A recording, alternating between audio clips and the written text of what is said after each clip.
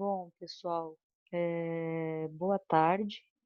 Hoje a gente está iniciando então a segunda etapa da aula de ontem. E hoje, qual que é a ideia?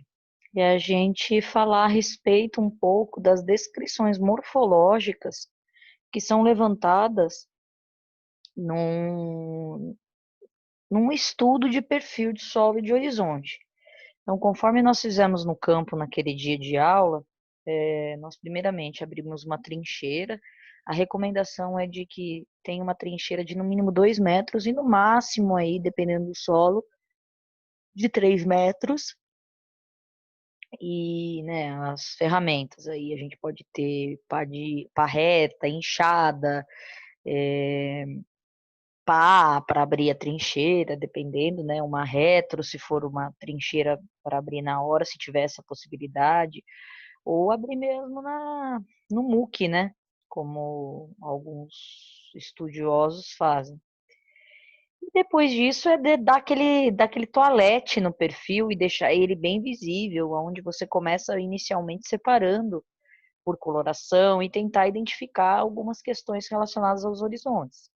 Então, se a gente pegar o manual dos Santos, aquele que eu passei para vocês e tudo mais, ele de 2005, mas tem mais atualizados. Existe uma sequência lógica para ser feita, né? E alguns atributos morfológicos que são estudados ao longo da descrição do perfil, a gente vai estar abordando aqui com alguns detalhes, tá? Então, primeiramente, só para fazer uma recapitulação da última aula, que nós falamos um pouco sobre as questões sólidas do solo, né, as partículas, em que nós tínhamos os poros, a matéria orgânica, né, e a matéria mineral. O que eu queria mostrar para vocês nessa figura é o seguinte, que o solo, ele tem um agregado. Vamos pensar, né? O agregado ali, como vocês podem ver na figura, é uma junção de partículas que se caracteriza ali por um formato. Vamos pensar isso sendo um agregado. Esse agregado, no caso, ele está sendo mais especificado e mais delimitado por conta da raiz. A raiz, ela é um agente que vai agregar e vai soltar substâncias capazes de agregar essas partículas. Então, é interessante ter agregados, muito interessante ter agregados. O solo ele tem mais estabilidade, ele tem menor suscetibilidade à erosão e ele tem maiores características de fertilidade por esse motivo e condições físicas. Então vamos pensar que cada bolinha daquela aqui, ó, é um agregado, né? Cada bolinha dessa aqui é um agregado. Vamos pensar assim. A junção desses agregados vai dar espaços entre eles. Então, o que seriam os macroporos? É onde vai ficar armazenado o ar, né? E esses macroporos, eles vão estar aqui entre os agregados. E os microporos é onde vai o armazenamento da água. Além disso, nesses agregados, além da matéria orgânica, a gente vai ter aquela fração mineral, sendo a areia o maior, o silt o intermediário e a argila aquela menor partícula com carga. Tá? Então, geralmente, quando a gente fala que um solo está compactado, é diminuição no quê? Desses macroporos. Então, a gente compacta mais esse solo, ele junta esses agregados ou desfaz os agregados, unindo e fazendo com que o que vai acontecer? Você vai ter menor macroporos, menor quantidade de espaços porosos. Bom, dentre aquelas descrições morfológicas do perfil, né, que a gente estava vendo, eu falei para vocês qual a estrutura desses agregados que vocês estão mexendo, etc. E tal. Então, o que é uma estrutura? A estrutura é um padrão de arranjamento dessas partículas primárias, da areia, do silt e da argila, e unidades estruturais compostas que se chamam agregados. Então, o que é estrutura? É um arranjamento dos agregados, como que esses agregados vão estar dispostos ali naquele ambiente. Então, eles são unidades naturais compostas por essas partículas primárias, que estão ligadas por substâncias orgânicas, por exemplo, as raízes, né, ou a liberação orgânica, ou muitas vezes substâncias dos micro-organismos, óxidos de ferro e alumínio, carbonatos, sílica e a própria argila. O que é o óxido de ferro e alumínio e os carbonatos? E a sílica? São os componentes que estão ali dessa decomposição das rochas. Então, há liberação desses compostos. Tá? Então, vamos lá. a estrutura é um arranjamento dos agregados, e os agregados é a junção, então, das partículas minerais, muitas vezes também com as questões orgânicas, os óxidos, hidróxido de ferro e alumínio, e carbonato, sílica e argila. Aqui um exemplo para vocês. Aqui, o que é interessante dessa foto? Essa foto, do lado esquerdo, a gente tem uma estrutura completamente desagregada. Ausência de matéria orgânica, parece um solo que foi seco e na hora que foi retirado ele manteve esse formato. Já o outro, cheio de raízes, vocês conseguem ver aí uns agregados presentes nas raízes. Então é um solo mais estruturado. Se eu fizer uma pergunta para vocês agora, um solo ele é melhor estruturado ou desestruturado? Vocês vão responder, obviamente, que estruturado. A própria palavra, quando a gente fala assim, não, aquela família é estruturada, aquela família ou aquela pessoa tem uma boa estrutura, ela significa o quê? Significa que aquela pessoa, aquela família, ou o que quer que seja, tem uma boa base, tem uma boa sustentação. E desestruturado, então, significa o quê? Aquele solo que ele não tem capacidade alguma de segurar nada, né? Ele é bem desestruturado. E aqui é um exemplo disso. Então, antes da chuva, a gente tem do lado esquerdo para fora, quando está escrito high OM, significa o quê? Alta matéria orgânica. Quando está escrito low OM, é baixa matéria orgânica. Então, antes da chuva, não faz muita diferença. Depois da chuva, o que aparece? Que é aquela que tem uma grande quantidade de matéria orgânica, ele continua estruturado. Já aquele com baixa matéria orgânica, ele teve essa perda. Ele ocorreu o quê? Ocorreu essa desestruturação. A matéria orgânica ela absorve a umidade, ela vai conseguir absorver e fazer com que haja infiltração. Se você não tem matéria orgânica, que é um agente estruturante, agregante, você vai ter um solo mais solto. Isso é um problema. E aí, pessoal, dentre as principais estruturas presentes nos solos, a gente tem alguns tipos. A gente vai ter a estrutura laminar, a prismática e colunar, em blocos, e talvez a mais comum, que é a granular. Então, essas estruturas presentes no solo, elas são muito importantes. A gente vai ver alguns exemplos. Então, a estrutura granular é aquela estrutura que vai estar mais solta, que vai ter aqueles agregados pequenininhos, né? Como se fossem grânulos mesmo. A estrutura em blocos, ela já forma, os agregados são maiores, certo? Então a estrutura ela vai se rearranjar em blocos. As prismáticas, elas aparecem o quê? Mais as verticais colunas do solo em grandes centímetros, assim, grandes tamanhos. A colunar também é uma vertical em que vai ter essa parte mais lisa em cima, né? Já aquelas que são laminares, são aquelas o quê? São aquelas que mais camadas de lâmina mesmo. E aqui a gente vai ter um solo desestruturado que não apresenta muita estrutura de tanto processo aí de processos antrópicos que acabaram destruindo essa estrutura. Então aqui, né, mais um exemplo sobre as estruturas. A gente tem, então, a letra A ali, que é a prismática, né? A B vai ser a colunar, a C vai ser a granular, né? Desculpem, a C vai ser os blocos, a laminar e a granular. Então, é quando você pega o solo, como que avalia, né, a estrutura do solo? Você pega um pedaço desse solo, coloca em um recipiente e começa devagar soltar com os seus próprios dedos e ver como que essas estruturas vão se soltando. Então, vejam, a gente tem aí algumas características, né? De alguns agregados maiores, outros já nem tanto, já com problemas de agregação maior, né? Os blocos maiores, outros mais soltos. Aqui, os que são em blocos, né? A gente tem os blocos, já as questões aqui de prismáticas. E aqui o que eu queria mostrar para vocês? A importância da estrutura para o manejo. Se vocês forem analisar, aqui, a gente tem um ambiente, né, em que as camadas mais superficiais, elas apresentam estar em um processo de bastante degradação. Por quê? Porque é uma estrutura que ela tem aparentemente pouco espaço entre um grânulo e o outro, né, um agregado e outro, e isso ocorre muito na questão dos processos intensivos, sem proteção de solo, sem você pôr matéria orgânica, se você fizer um cultivo intensivo, quebrar esses agregados, né, um plantio convencional, por exemplo, em que nós temos uma aração e duas gradagens, o cultivo muito excessivo das máquinas vai acabar ocasionando a compactação. Então a gente tem, né, também relação do que, pessoal? Relação de quando que eu vou entrar no meu campo com qual a posição do meu solo, né? Se eu vou com um solo muito seco, eu tenho, né, problemas também. Se eu tenho um solo meio aí misto, né, a gente distribui um pouco mais essa pressão da roda.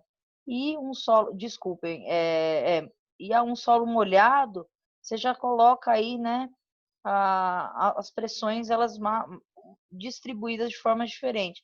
Então, o ideal é a gente andar e utilizar um maquinário em um solo que a gente considera nem muito molhado e nem muito seco, né, a distribuição dessa pressão. Então, seria que ao longo desse perfil, a mecanização ela pode ocasionar grandes prejuízos. Muito seco também não é o ideal, nem muito molhado. O ideal é você trabalhar aí num solo que a gente considera friável, que é aquele solo que ele se solta mais facilmente, mas ao mesmo tempo ele não está completamente seco. E aí, né, o excesso de mecanização e a compactação vai transformar essas estruturas, falta de matéria orgânica, a gente vai ter uma limitação radicular. Com o tempo, isso acaba tendo manchas de produtividade em uma área se você não maneja de acordo com as recomendações, que seria você fazer um plantio com menor processos de operações possíveis, mecanizadas, né? Quando a gente fala sobre essa questão da compactação, muitas vezes a gente está falando de momentos em que nós teremos problemas sérios na lavoura, exatamente pela má condução e o mau manejo dela.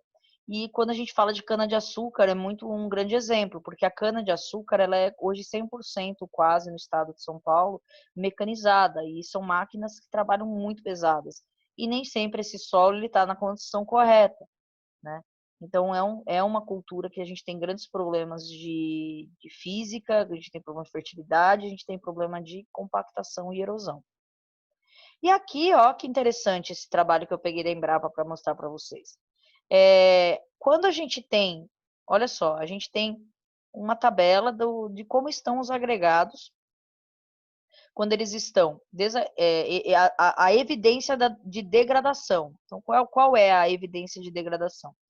Primeiro, é a desagregação. Quando a gente tem a desagregação, olha só que interessante. Você começa a ver que alguns agregados eles estão mantendo o seu formato, outros já estão esfarelando mais. Compactação já são aqueles agregados muito grandes, em que a raiz, por exemplo, ela não conseguiria explorar ali dentro, certo? Porque são agregados que estão fechados.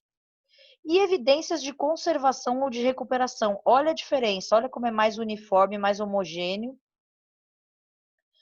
os agregados, formando a estrutura granular, no caso aí. Dá para vocês observarem isso? Então, uma estrutura granular é uma estrutura perfeita para o desenvolvimento radicular. Já quando essa estrutura ela passa a ser em blocos, ou muitas vezes prismática, ela vai dar uma limitação aí para o desenvolvimento radicular. Bom, qual o outro atributo morfológico no estudo quando a gente está lá na trincheira? O principal, talvez, que chame mais atenção de nós é a coloração. Lembrando que toda coloração do tipo de solo, ela vai ser a partir da carta de Munsell. Lembra que eu levei para vocês a carta de Munsell? A gente fez a coloração do solo, onde a maior parte deles era entre vermelho e amarelo, que tinha a combinação do vermelho e do amarelo, não só do vermelho nem só do amarelo, tinha matiz, tinha o croma, né? Então é muito interessante a gente fazer a aferição do solo com a coloração a partir da carta de Munsell. Então, olha só a diferenciação que temos da coloração, muitas vezes no próprio horizonte, né? A gente pode ter aí alguns solos vermelhos, amarelados, acinzentados, mais amarelados, mais pardos, mais brancos e até pretos, dependendo da composição, se eu tiver uma deposição grande aí de matéria orgânica. E aqui, né, a cor que a gente fez aquele dia, o trabalho, dá para destacar da carta de Munsell, aí a gente pode fazer essa coloração. Então, o valor vocês lembram, né? A gente coloca a peça ali do solo para ver a cor, e além da cor, ele vai ter também os valores, né? De um lado e do outro. Então, a gente falava que era 5, 2YR 8/9, 2/3.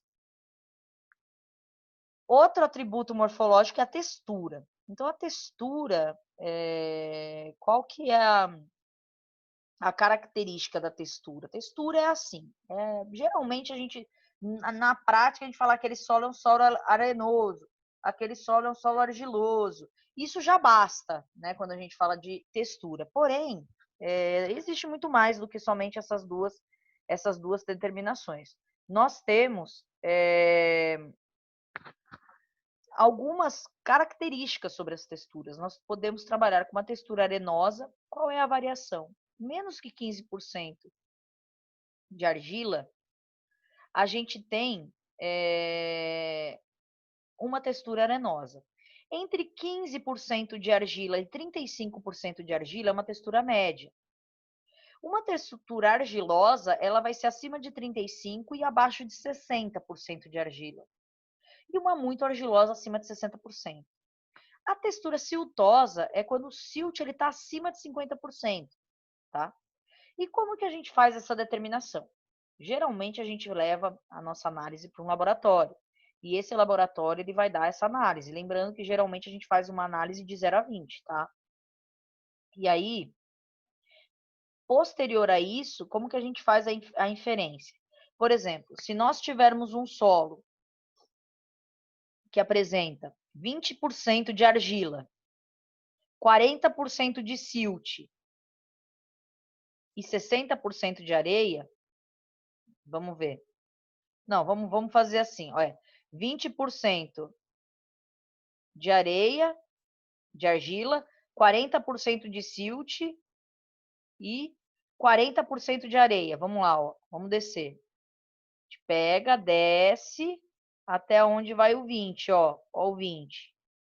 20 está aqui e 20, 40 e 40. Então, é uma textura franca que eles consideram, né? Que é um mediano ali. E, de fato, está dentro da textura média. Tá certo? Então, esse é um triângulo que é muito utilizado para determinação a partir dos resultados dos laboratórios. Tá? Outro atributo, porosidade. Lembra que eu falei para vocês da porosidade? Então, é o volume que o solo vai ocupar por água ou ar. Então, pode ser macroporosidade ou microporosidade. Macroporosidade é ocupado pelo ar e microporosidade é ocupado pela água. Então, é muito importante a porosidade, porque é a partir dessa porosidade que a gente vai ter o desenvolvimento radicular nesses espaços. Serosidade. Serosidade é um aspecto que pode ter o solo, se ele é seroso ou não, se ele é brilhante. Então, ele pode ser pouco brilhante, mediamente brilhante ou mais brilhante. Essas slick sides é esse solo aqui.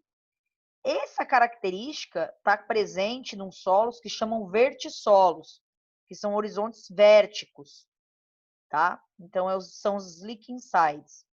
E esse aqui seria uma característica serosa, presente muitas delas é o aspecto brilhante. Geralmente, o nítico, o nitossolo apresenta. Consistência. Então, o que é a consistência? É aquilo que eu falei para vocês do solo, né? Pode ser solta, muito friável, firme, muito firme, extremamente firme. Então, eu botei uma figura bacana aí do lado para vocês verem mais ou menos como fazer, né?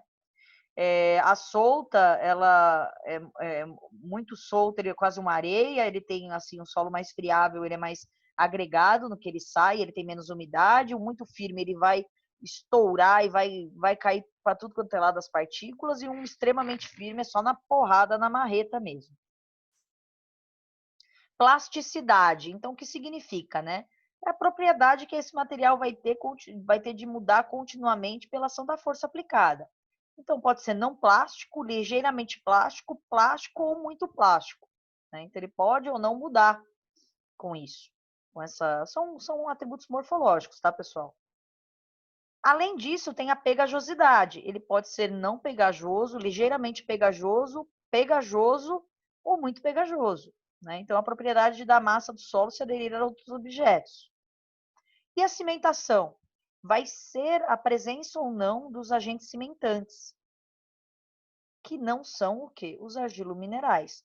E aí a gente pode ter o carbonato de cálcio, a sílica, os óxidos de ferro e alumínio. Lembra que eu falei para vocês que o agregado ele tem essa cimentação? Então é exatamente isso que eu falei. E os nódulos e as concreções. Existem solos que apresentam nos seus horizontes nódulos ou concreções, que seriam o quê? Corpos cimentados. A gente tem o plintossolo, que tem a plintita. A plintita é uma concreção muito forte que parece um tijolo. Então, isso é presença no solo e é de alguns solos. Então, a partir dessas características morfológicas, a gente consegue fazer a classificação do solo, porque são características de formação. Tá? Mas com relação à classificação de solos, isso é assunto para as próximas aulas, onde cada um dos grupos vamos dividir a sala e vão fazer as apresentações sobre cada tipo de solo, tá bom? Então, por hoje é só, pessoal. Eu desejo a vocês um ótimo final de semana. Descansem, fiquem em casa, né? A gente tem ouvido essa palavra bastante vezes, mas de fato, vamos ficar em casa, vamos tentar nos reinventar com os novos hábitos, resgatar momentos bons com as nossas famílias, com os nossos familiares, refletir um pouco sobre as mudanças que nós devemos fazer após toda essa crise passar, tá? E é isso. Eu espero que vocês tenham gostado e eu desejo a todos vocês uma ótima tarde de sábado.